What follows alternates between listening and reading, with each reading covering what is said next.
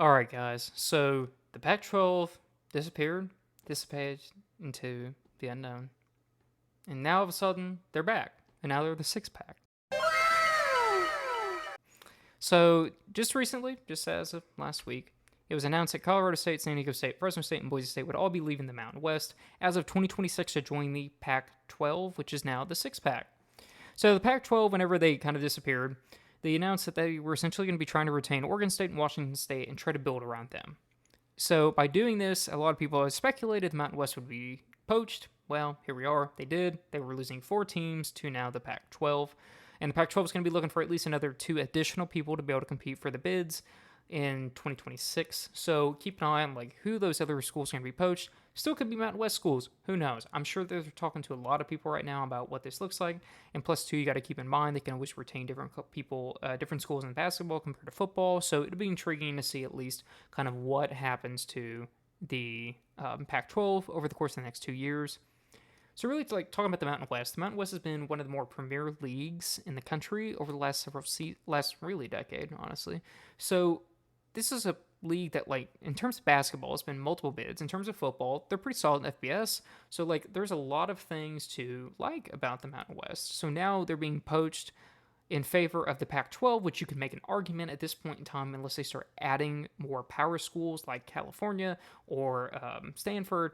Then all of a sudden you're just kind of well, is the Pac-12 really any different than the Mountain West? I'd argue no, it's not at this point in time. Not with the 6 teams they've retained.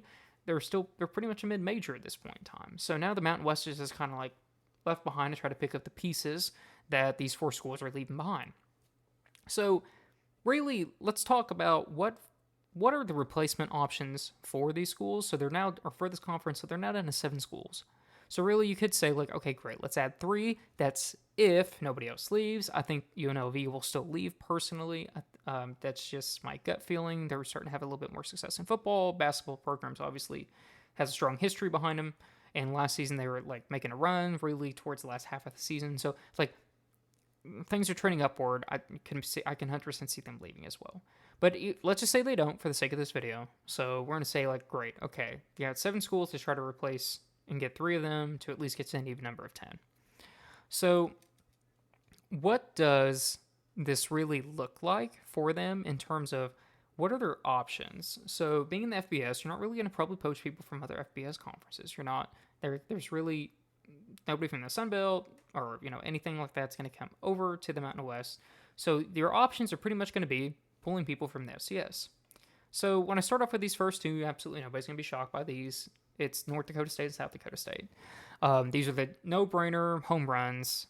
They've dominated the FCS level. They've won 11 out of the last 14 championships in the FCS. In another one of those, they lost in the runner-up as the runner-up. So they've been in the FCS championship 12 out of the last 14 seasons, winning 11 of those. Insane. North Dakota State's record since 2010 is 181-24. Ignorant. It's just ridiculous. I don't know who does that. They've been undefeated multiple years. It's insanity. And South Dakota State's 131-52 since 2010.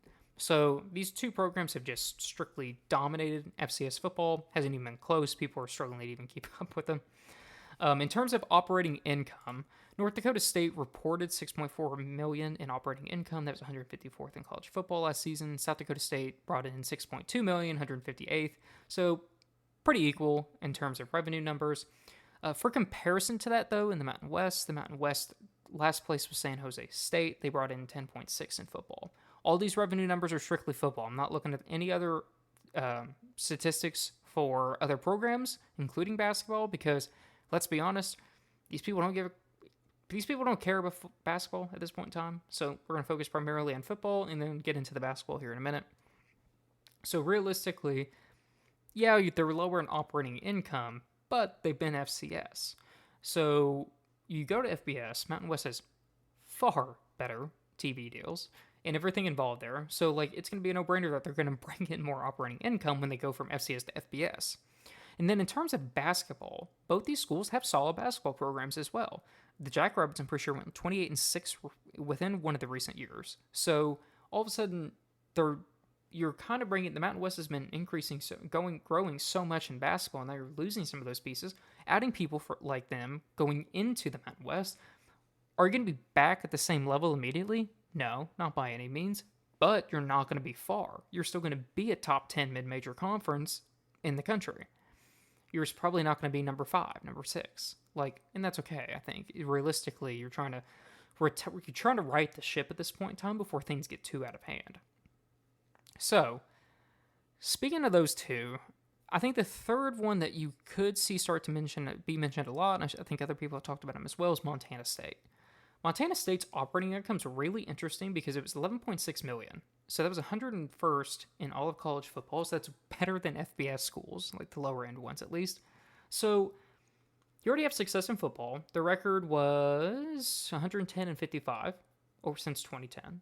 So to the level of the Dakotas, no, but still very solid.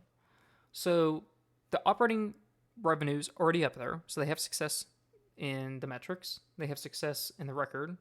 So, and geographically, they still fit. So I think one thing I just want to get clear here too is geographically, it doesn't matter anymore. UCLA is playing IU. It doesn't matter. There's so much money because of football right now that geographically, just because the Dakotas or just because Montana State are not within driving distance of some of the Mountain West schools, it doesn't matter anymore. Nobody cares. Nobody cares geographically. I've been seeing people talk about that, and it's nobody cares geographically anymore. The small schools care, but these schools are not going to care to go to with the opportunity to go to FBS. The question is, though, do they want to leave the FCS? And I think this is where it gets interesting because, okay, the Dakotas, right? 11 out of the last 14 years, they've won the championship. The Missouri Valley is the premier league, which they both play in, just their football teams. Basketball does not play in Missouri Valley. So they have won 11 out of 14 years. Missouri Valley is the premier conference in FCS. So really, Big Sky's not far behind. So you're looking at this and you're like, okay, great. We can compete for a championship every single season. It does not matter. We will be in championship contention at the end of the year. When you go FBS, that's not going to be the case. You might be able to compete for the G5 spot, but that's still a big if. Still a big if. So realistically, you kind of have to ask yourself, is the money worth leaving the FCS where you can compete every single year to move up to the FBS? Ultimately, that's a them question. I'm an accountant by trade, but I'm not in the rooms. I don't know what these numbers look like, what the estimates look like. There's no doubt there's going to be more money in the FBS, but it just kind of comes down to what do they as a school want to decide. I think 10, 15 years ago, we're not even having this conversation. They're not going to leave. The Mountain West is going to have to pick up a little bit lower than the upper echelon of FCS schools, because 10, 15 years ago, money wasn't what it's doing right now. So we're just growing on trees in college football. So really, 10, 15 years ago, they're going to say, I'm staying in the FCS. I can win a championship every single year or be competing for it. So why would I want to leave? It's kind of if it's not broke, don't fix it. Well, at this point in time, though, money talks. So with the way that college football funding is going, why would you not at least consider it? So I think that's why those two are obviously going to be the home runs. Montana State's not going to be far behind in terms of level of success in terms of trying to get them over. I think at the end of the day, it's really just going to come down to, do they want to leave? What can the Mountain West do to sweeten the pot to make them leave? And then third of all, does this school just want to give up in the fact and saying okay, we can make $20 million more in operating revenue every single season by going FBS. Is that worth more than competing for an FCS championship every single year? The business person inside of me would say probably. But also at the end of the day, it comes down to the school, and there's going to have to be a lot of people to prove that. So, for the Mountain West, getting those 3 schools would be huge. Again, geographically, doesn't matter anymore. So being able to retain that, you are riding the ship and keeping it going forward. I'm going to add a 4th school, and I might get harassed for this one. I don't really know. I'm kind of going out on a limb. I'm not a college football guy. I really want to add that I'm not a college football guy. Live and breathe college basketball, but college football is second tier to me. I watch it. I know enough to get me by in trivia, and that's about it. So the 4th school I'm going to throw out here is Idaho. Bear with me because the record's not good since 2010. But the record since 2010 is 61-104. But the last 2.5 seasons, I'm counting this season, so it's not really half, 2.25 season, they are 18-10. This season, they beat an FBS school in Wyoming, and they almost beat Oregon.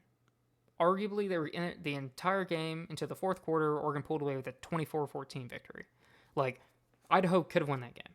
Could have been 3-0 with 2 FBS wins and one being over Oregon. Would be pretty impressive, not going to lie. So, Idaho, despite they were really, really, really bad, 2011-2014, total of single-digit wins. Very bad. Not good. So that skews this record, like, horrendously. And even around then, they had another 9-win season, but, like, really below that, it's kind of been, like, around 500, maybe a game over, maybe not. Like, it just kind of ranging around that 500 level, and then the last two and a half seasons, really, they've kind of started turning things around. I think the reason why they're intriguing is they brought in $6.5 million in revenue and for just football, which placed them at 152nd. So they're pretty much right around the Dakotas in terms of operating revenue. Geographically, they fit. It's kind of same boat. Is it perfect? Nope. But who cares anymore? It's not the same days as it was when your dad was watching college football. So this one's probably not going to happen, but you never know if one of these schools turns, if let's say Montana State turns them down, or one of the Dakotas turns them down, which I almost feel like the Dakotas are just going to be like a group package, like either both of them are going or neither of them's going. I just get that vibes. So maybe, there's some work in there that can go. I doubt it happens, but I thought it was an intriguing one. I was kind of like looking at all the operating revenues and the FCS levels, and I was looking at the overall records, and obviously Idaho's, again, really struggled. But I think what caught my eye is just the fact that, like, they're kind of building something special in terms of college football, and that's what's going to make all these decisions. College basketball doesn't matter, but their college basketball program's still not bad either. So it kind of made it like an intriguing option as like a little bit of a curveball, something that can try to like think outside the box there. Maybe not. Maybe other people are saying it too. I was trying not to base my views off other people's views. I kind of wanted to create this just based off of, like, I've seen a little bit on Twitter, right? But like outside of that, like, I haven't read specific articles about this because I really just kind of wanted to get my personal opinion out there before I start like shaping it as like, oh yeah, I see these schools, or like whatever the case may be. So honestly, I'm curious your thoughts. Again, I don't live, breathe, die college football. I'm a college basketball guy, and I assume you all are too, but some of you are far bigger college football fans than I am. So I'm curious, who do you think is going to replace the Mountain West? Because the Mountain West is going to have to make some home runs here to try to retain and understand. Like, some of these other schools are not going to want to stay in the Mountain West if all of a sudden the Mountain West is the 12th best conference in college basketball. College football, they start taking a step back as well. It's going to hurt TV deals. It's going to hurt everything. So, like, there's just a lot of implications if you don't get this correct. So who do you think is going to join and replace these schools in terms of, is it going to be FCS? Like high-end FCS? Is it going to be middle FCS? Like, who do you see taking over some of these spots that, like, or are they going to try to get creative? Are they going to start thinking about, like, who's a high-rising program that's starting to put money into it, and who's, like, fundraising for a new stadium or fundraising for stadium upgrades? Like I'm just really curious, honestly, what you all think. So if you're watching this on YouTube, leave your comments down below, and then if you're get on my Substack, I'm posting an article about this as well. Leave some comments on there as well. I'm kind of like crowdsourcing this. I'm going to be kind of watching it from the lens of college basketball, but I understand that like college basketball isn't going to make this decision. It's going to be college football. Everything's been college football. I mean, look at UMass. They're going to the MAC after playing in the A10 simply because of football. So like, just saying college football is pretty much ruling everything, not college basketball, but I'm going to look at this from the college basketball lens, but it's a little bit hard to when you're talking about these things. So just curious, yeah. Let me know who you think is going to be there, and appreciate you all watching this one.